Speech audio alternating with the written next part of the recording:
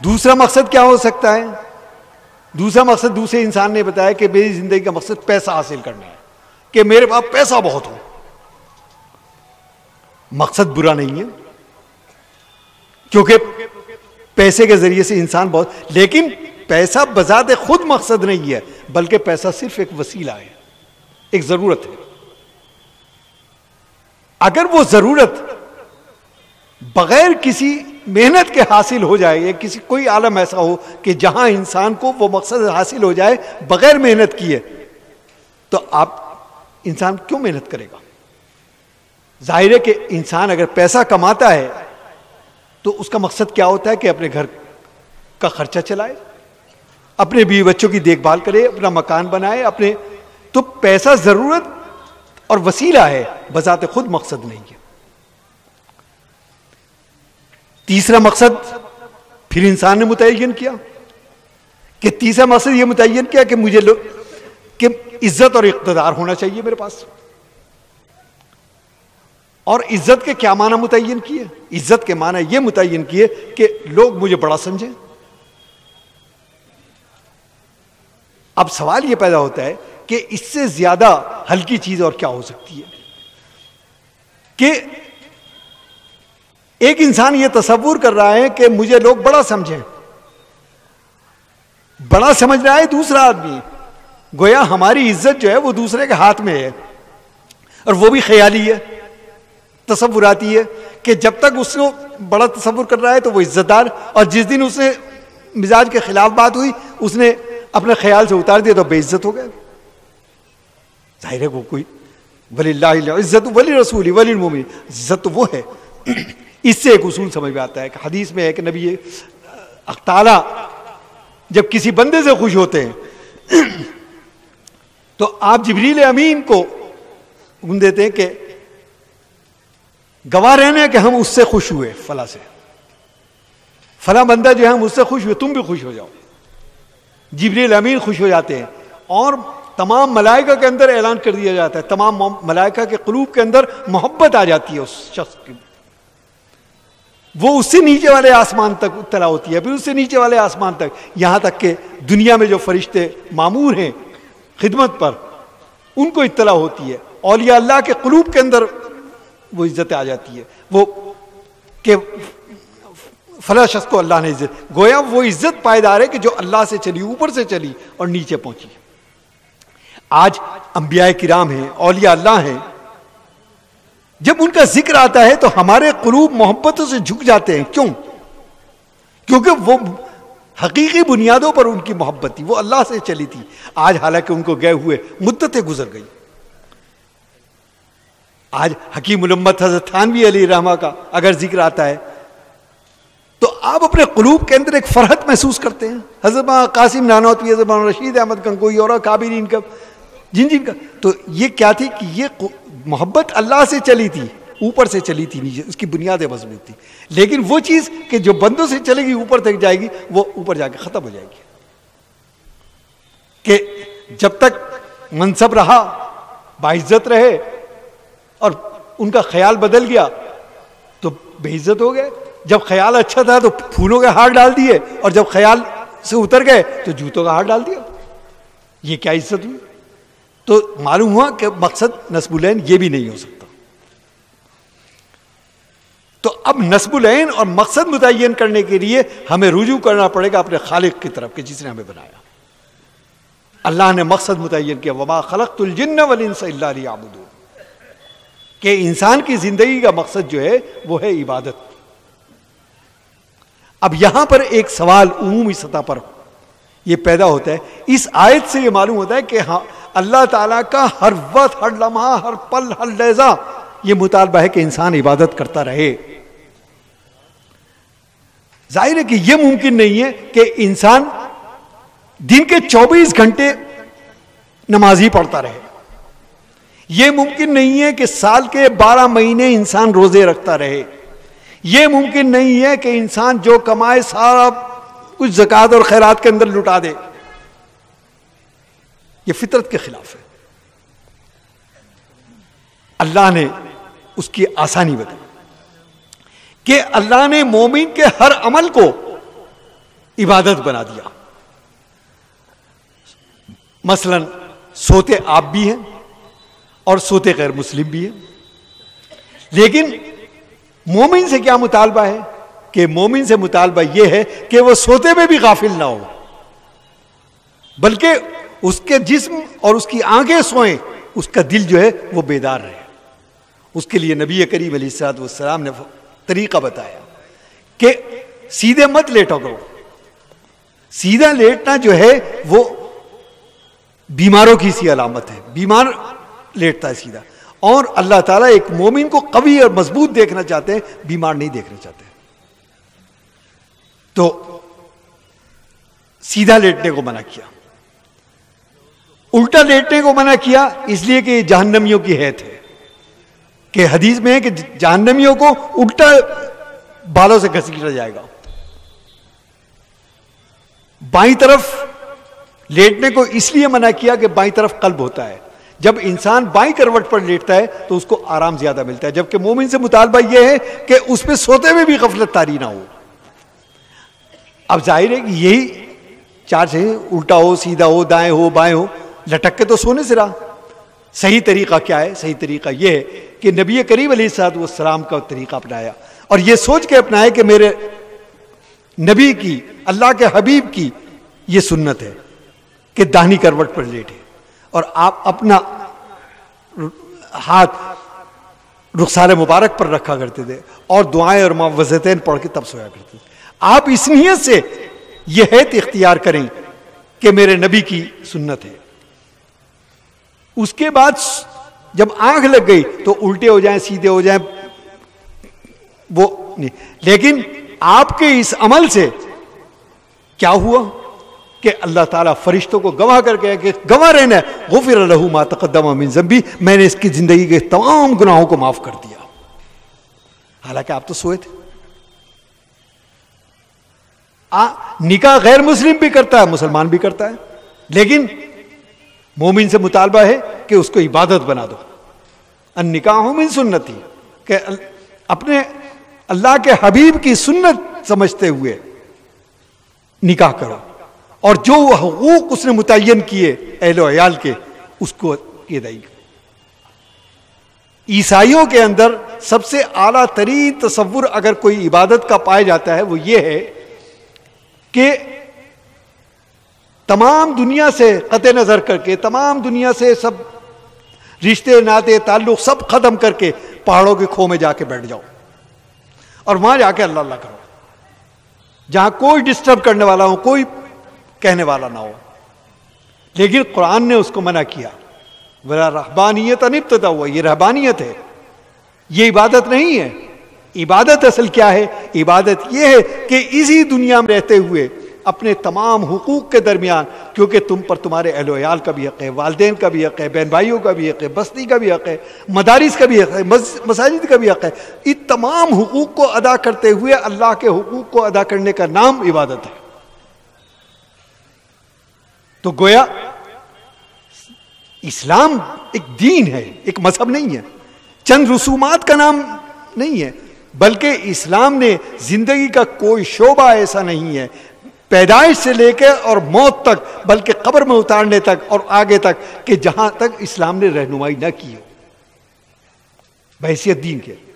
اسی لیے قرآن الیوم اکملت لکم دینکم واتممت علیکم نعمتی، کہ آج تمہارے دین کو مکمل کر دیا، کوئی گنجائش. آپ دنیا کے مذاہب کا اگر مطالعہ کریں تو آپ کو رسومات ملیں گی، اس کے اندر چند عبادات کا نام مذہب ملے گا. وہ مذاہب تو ہیں، دین نہیں ہے. دین صرف اسلام ہے. یہ نہیں ہے جس طرح سے مسجد کے اندر اللہ تعالیٰ موجود ہے، جس طرح سے مسجد کے اندر کی ہدایات ہے، اسی طرح سے پارلیمنٹ کے اندر کی بھی ہدایات ہے، اسی طرح سے بینکوں کے اندر کی بھی ہدایات ہے، اسی طرح سے بازاروں کے اندر کی بھی ہدایات ہے. جہاں سے دوسری چیز آپ یہ محسوس کریں کہ قرآن کریم کے جب انسان غور سے مطالعہ کرتا ہے تو نمایاں ترین چیز جو آتی ہے وہ آتی ہے کہ تقوی اختیار کرو، تقوی کی زندگی اختیار کرو. بار بار ہمیں یہ تاکید کی جائے تقوی اختیار. تقوی کیا ہے؟ تقوی کوئی ایسی چیز نہیں. نبی کریم علیہ السلام نے فرمایا ان التقوی ہا ہونا، تقوی تو یہاں ہے دل میں، نہ کسی کے چہرے سے، نہ کسی کے لباس سے، نہ کسی کی ادا سے، وہ صرف اللہ اور بندہ جانتا ہے. اللہ جانتا ہے کہ اس کے قلب کی کیا کیفیت ہے. اب مثلا میں ایک بات کہا کرتا ہوں کہ اللہ تعالیٰ نے ہر جگہ موقع رکھے ہیں. مدارس کے اندر، خانقاہوں کے اندر، کیونکہ ماحول ہوتا ہے، قال اللہ قال رسول کی تعلیم ہو رہی ہے، ذکر و اذکار چل رہے ہیں، لہٰذا وہاں تقوی کی زندگی یا تقوی سے قربت حاصل کرنا نسبتاً بہت آسان ہے. آدمی ماحول سے، اصل کہاں ہے؟ جب آپ بازار میں بیٹھے ہوئے ہیں، آپ اپنے کاروبار پر بیٹھے ہوئے ہیں، آپ کے بہت سارے حلیف بھی ہیں جو وہی کاروبار کر رہے ہیں. اب ایک گاہک آتا ہے، ایک چیز آپ یہ مائک فروخت کر رہے ہیں، لیکن اس مائک کی وہاں پر 50 دکانیں اور ہیں. ایک گاہک آتا ہے، اس سے قیمت معلوم ہے، آپ کا ایک معمولی سا جھوٹ، معمولی سی غلط بیانی جو ہے آپ کو لاکھوں روپے کا نفع دے رہی ہے. لیکن آپ کے قلب میں اگر یہ ہے کہ ٹھیک ہے جھوٹ بول کے مجھے نفع تو ہو جائے گا، لیکن اس کی جواب دہی تو اللہ کے یہاں کرنی، جبکہ آپ یہ بھی جانتے ہیں کہ جیسے ہی یہ گاہک میری دکان سے اترے گا اس کو اچکنے والے بہت سارے موجود بیٹھے ہیں. وہاں پر تقوی کا اختیار کرنا اصل چیز وہ ہے کہ اس کے سامنے کہ رخ روشن کے آگے شمع رکھ کر وہ یہ کہتے ہیں ادھر جاتا ہے دیکھیں یا ادھر آتا ہے پروانہ.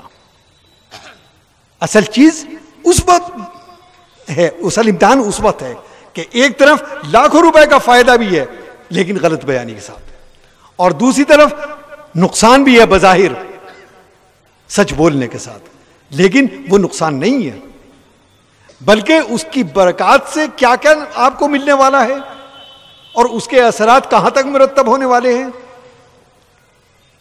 وہ وہاں تک جائے گا ساتھ. تو مقصد ایسا متعین ہو کہ جو تمام عالموں کے اندر ساتھ چلے، دنیا میں بھی ساتھ ہو، عالم برزخ میں بھی ساتھ ہو، پھر اس سے آگے بھی ساتھ ہو، جنت میں بھی ساتھ ہو. اور وہ مقصد کون سا ہے؟ وہ مقصد وما خلقت الجن والانس الا لیعبدون، کہ اللہ نے متعین کیا کہ اپنے ایک فعل کو کا محاسبہ کریں، کیونکہ اللہ کی رحمت اتنی وسیع کہ ہمارے تصور و خیال میں بھی ہم اس کا گمان نہیں کر سکتے. کہ بسا اوقات ایسا ہوتا ہے کہ صرف نیت کرنے سے اللہ تعالیٰ وہ درجات عطا کر دیتے کہ کسی بڑے سے بڑے ولی کو نہیں ملتے وہ، کہ اور بعض دفعہ بڑے سے بڑے ولی کے درجات جو ہے وہ گھٹ جاتے ہیں. حضرت یحییٰ بن اقسم یہ طبقہ صوفیہ کا ایک بہت ہی اعلیٰ ترین نام، طبقہ صوفیہ میں بہت اونچا مقام، بہت باعظمت مقام ان کا. اپنے معاصرین کے درمیان، اپنے زمانے کے اندر میں وہ معروف تھے عبادت کرنے میں. لوگ مثال دیا کرتے تھے کہ بھئی عبادت کرے تو یحییٰ جیسی کرے، اور اپنے ہم اثر اپنے دور کے لوگ جس چیز کی گواہی دیتے ہیں وہ زیادہ قابل قبول ہوتی ہے بات کے لیے کہ بھئی اس کے معاصرین نے، کیونکہ ہر طرح کے رشتے ہوتے ہیں اس میں. تو یحییٰ بن اقسم کا مقام یہ تھا، انتقال ہو جاتا ہے تو انہی کے دور کے ایک بزرگ تھے، انہوں نے خواب میں دیکھا، انہوں نے پوچھا کہ یحییٰ کیا حال ہے؟ کہا کہ میرے اللہ نے بخشش کر دی اور بڑا نوازا ہے، بڑا کرم کیا، بڑا فضل کیا ہے. بخشش تو صرف فضل سے ہی ہوتی ہے، لیکن مجھے حیرت اس بات پر ہے کہ میرے پڑوس کے اندر ایک لوہار رہا کرتا تھا، وہ بھی آ گیا یہاں جنت میں ہے، اور وہ میرے سے 4 درجہ اوپر ہے. انہیں بڑی حیرت ہوئی، آنکھ کھلتی ہے تو یہ تحقیق کرتے ہیں کہ آخر ایسا کون سا وہ لوہار تھا کہ جو یحییٰ بن اقسم سے بڑھ گیا اوپر عمل کے اندر. تحقیق کرتے کرتے مجھے معلوم ہوا کہ تھا ایک لوہار. اس کے احوال معلوم کیے, اس کی بیوی سے ملے جا کے, کیونکہ سب سے بڑی رازدار تو وہی ہوتی ہے. اس نے کہا کہ ایسا تو کوئی عمل نہیں تھا ان کا. ہاں کثیر العیال تھے, بچے بہت سارے تھے, تو صبح سے رات تک وہ اسی فکر میں رہتے تھے کہ ان کے بچوں کے کچھ روزی روٹی کا انتظام ہو جائے. لیکن رات کو جب تھکے ہوئے گھر آیا کرتے تھے, اپنے شوہر کے بارے میں وہ بتا رہی, تو وہ یہ کہا کرتے تھے کہ میں نے بھی ارادہ کر رکھا کہ جب میں اپنے بچوں کی ذمہ داریوں سے فارغ ہو جاؤں گا تو میں بھی یحییٰ کی طرح سے عبادت کیا کروں گا. صرف یہ نیت تھی, لیکن اس نیت کے ذریعے سے اللہ نے کیا مقام عطا کیا کہ یحییٰ سے بھی 4 درجے اوپر پہنچا دی. تو آپ نیت تو کیجئے. آپ یہاں سے جب جائیں تو یہ عزم اور یہ نیت کر کے جائیں کہ اے اللہ جو کچھ سنا, یہ جو کچھ یاد کیا, یہ جو کچھ ہمارے ذہنوں کے اندر رہا, اے اللہ اس پر عمل کی توفیق عطا فرما. اس لیے کہ بغیر توفیق کے کچھ نہیں ہو سکتا, اور توفیق اللہ کی اتنی سستی نہیں کہ ہم مانگے بھی نہیں اور اللہ تعالیٰ دے دیں. آپ توفیق تو طلب کیجئے اللہ سے کہ اے اللہ جو کچھ ہم نے جلوت میں سنا, اے اللہ جو کچھ ہم نے اس پہ خلوت میں غور کیا, اور اس کا طریقہ کار کیا ہے. اس کا طریقہ کار یہ ہے کہ جب آپ یہاں سے جائیں تو رات کو اپنے ذہن کو ہر چیز سے فارغ کر کے صرف 2 منٹ نکالیے, گھڑی میں دیکھ کے 2 منٹ, اور اس پورے 2 دن کی کارروائی کو آپ اپنے ذہن کے اندر اس کا استحضار کریں, اسے تازہ کریں اس کو, اور پھر یہ سوچیں کہ ایسی کون سا عمل ہو سکتا ہے, ایسی کون سی بات مجھے معلوم ہوئی ہے کہ جس پر میں عمل کر سکتا ہوں. اور اس کے بعد خلوص دل کے ساتھ اللہ سے آپ عہد کیجئے, تو انشاءاللہ ثم انشاءاللہ ثم انشاءاللہ اللہ تعالیٰ کی طرف سے آپ کو توفیق عطا ہوگی. اور یہ 2 دن کی محنت جو ہے یہ آپ کے لیے پوری زندگی کی نجات کا سامان بن جائے گی, نہ صرف یہاں اس عالم کے لیے بلکہ آگے تمام عالموں کے لیے. تو اصل چیز, تو آپ وعدہ کیجئے کہ جب آپ یہاں سے جائیں تو آپ یہ عہد کریں گے اللہ سے انشاءاللہ ثم انشاءاللہ. آپ نے انشاءاللہ کہا تو انشاءاللہ کے معنی کو بھی سمجھ لیے کہ آپ نے اللہ کو ایک طرح سے گواہ بنا دیا ہے. ہم تو عادتاً کہنے لگے اب بے سوچے سمجھے کہ, لیکن جب ہم انشاءاللہ کہتے ہیں وَلَا تَقُولَنَّ لِشَيْءٍ إِنِّي فَاعِلٌ ذَلِكَ غَدًا إِلَّا أَن يَشَاءَ اللَّهُ, کہ یہ مت کہا کرو کہ یہ میں کل کو یہ کام کر دوں گا بغیر انشاءاللہ کے, کیونکہ تمہیں پتہ نہیں ہے کہ اگلا لمحہ ہم کہہ دیتے بھائی کل کو یہ کام ہو جائے گا, ہمیں کیا پتا کہ اگلا لمحہ بھی آنے والا ہے کہ نہیں. تو انشاءاللہ کی یہ ایک الگ سے مستقل موضوع ہے, لیکن انشاءاللہ کہنے کے بعد انسان کے اوپر, ایک مومن کے اوپر بہت بڑی ذمہ داری عائد ہوتی ہے کہ آپ نے یہ پورے مجمع کے سامنے عہد کیا ہے کہ آپ اس پر غور کریں گے. پھر اس غور کے ساتھ ساتھ آپ اللہ سے دعا کریں گے, اور اس دعا کے اندر وہ جہاں آپ کے لیے اپنے اجزاء شامل ہیں وہ تمام لوگ شامل ہونے چاہیے کہ جنہوں نے یہ عظیم ترین موقع آپ کو فراہم کروایا. یہ حضرات کہ جنہوں نے مہینوں محنت کی ہے, اس کیا ان کا ذاتی مفادات تھے؟ کچھ نہیں, بلکہ ان کے مقاصد کے اندر یہ تھا کہ عامت المسلمین کو فائدہ پہنچے. ظاہر ہے کہ ان کے خلوص کی برکت, پھر اس مدرسے کی برکت, پھر یہاں کے اکابرین کی برکت, یہاں کے جو اس کے بانیان ہیں ان کے خلوص کی برکت, وہ ساری برکتیں آپ لے کر جا رہے ہیں, سمیٹ کر جا رہے ہیں. تو آپ کے شکریہ کے اور آپ کی دعاؤں کے, آپ کے تعاون کے, آپ کے جذبوں کے کا یہ ادارہ مستحق ہے کہ نہیں ہے؟ بے شک ہے. لہذا جب آپ اپنے لیے دعا کریں تو یہاں اس مدرسے کے لیے, یہاں کے منتظمین کے لیے, یہاں کے ذمہ داران کے لیے, یہاں کے طلبہ کے لیے, یہاں کے علماء کے لیے آپ اپنی دعاؤں کے اندر شامل رکھیے. اور اس کو, کیونکہ ہمیں 2 نظام اس دنیا کے اندر ہیں, ایک وہ ہے جو ہمیں نظر آ رہا ہے, لیکن اصل نظام تو دعاؤں کا ہے. کس کی دعا قبول ہو جائے؟ حدیث میں فرمایا گیا کہ اخیر دور کے اندر حج کرنے والے بے شمار ہوں گے، لیکن حج کوئی کوئی کر رہا ہوگا. آج آپ دیکھیے، آپ ربیع الاول میں چلے جائیے یا رمضان میں چلے جائیے یا حج کے زمانے میں، آپ کو مطاف کبھی خالی نظر نہیں آئے گا، بھرا ہی ہوا ہے. لاکھوں لاکھ لوگ حج کر رہے ہیں، لیکن کس کا حج قبول ہو رہا؟ میں آخر میں صرف اس حوالے سے ایک واقعہ سنا کے اپنی بات ختم کر رہا ہوں. حضرت مولانا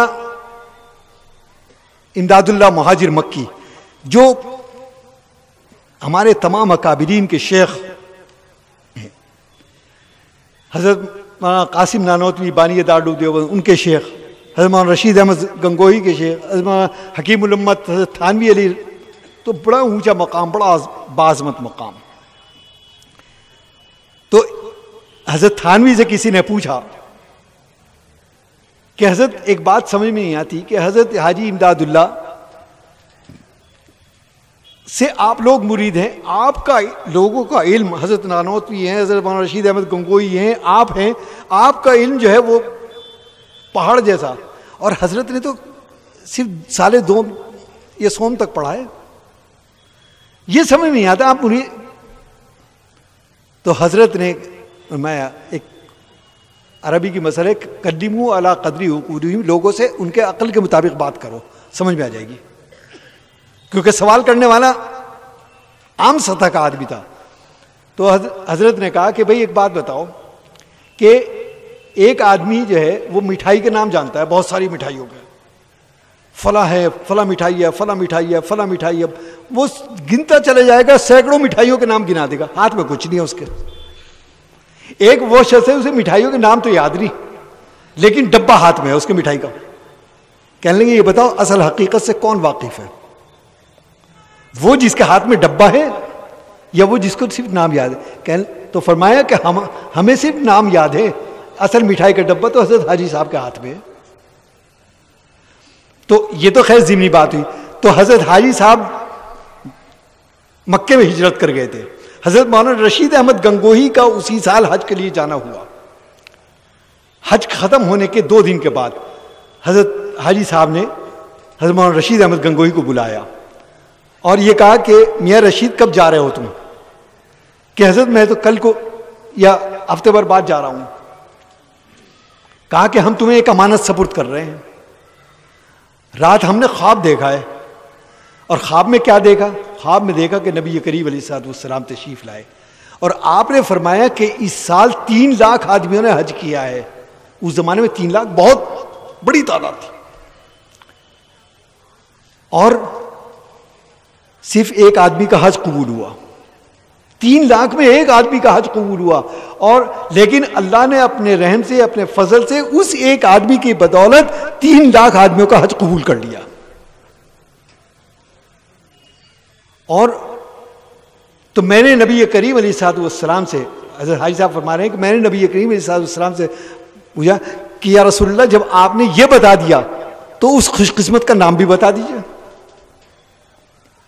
تو آپ نے نام بتایا، اور نام بتایا ہے کس کا؟ گنگو کے قریبی ایک گاؤں ہے جھنجانا، اس کے قریب کسی گاؤں کا شخص تھا.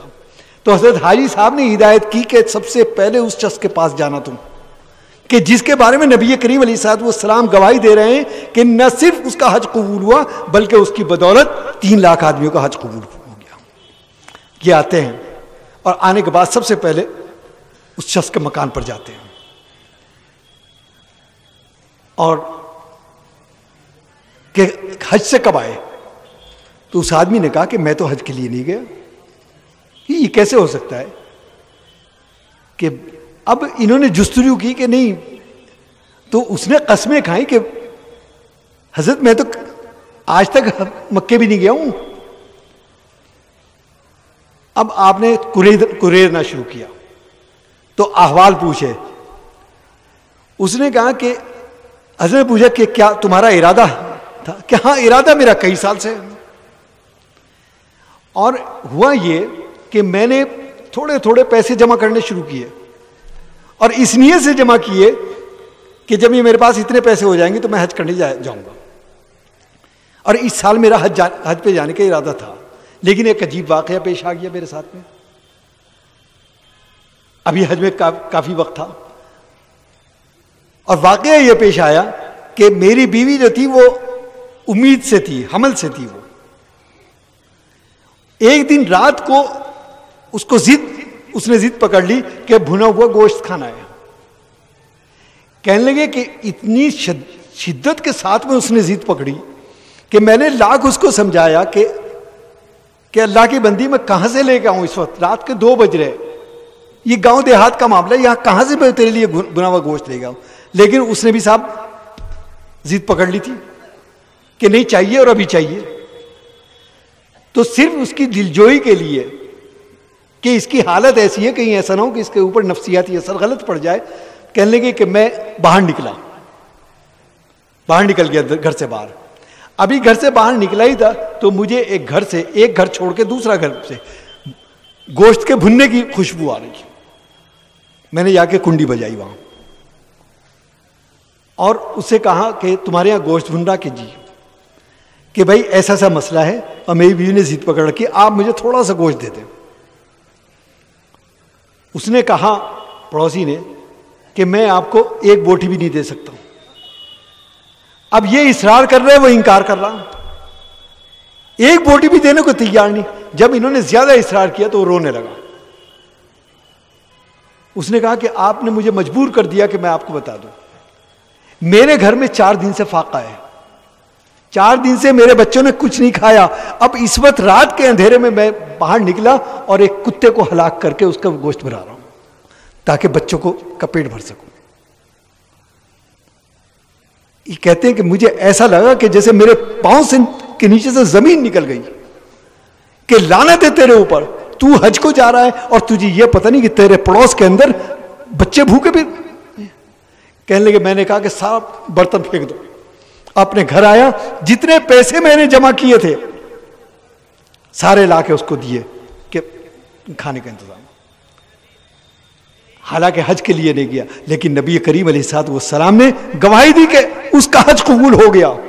نہ صرف اس کا بلکہ اس کی بدولت 3 لاکھ آدمیوں کا حج قبول. تو اصل چیز نیت ہے.